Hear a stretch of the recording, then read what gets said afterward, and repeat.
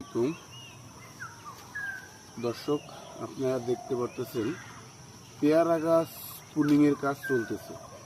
এই যে পেয়ারা গাছগুলো, ছোট ছোট গাছগুলো কিভাবে ঝোপালো করা যায় সেই পুলিং চলতেছে। এই গাছগুলো যখন ছোট থেকেই এই যে আপনার ছোট ছোট গাছগুলো পুলিং করে দেওয়া হইতেছে, যার কারণে এই গাছগুলো অধিক ঝোপালো হবে। আর অধিক ঝোপালো হওয়ার কারণে গাছগুলো অধিক ফল আসবে।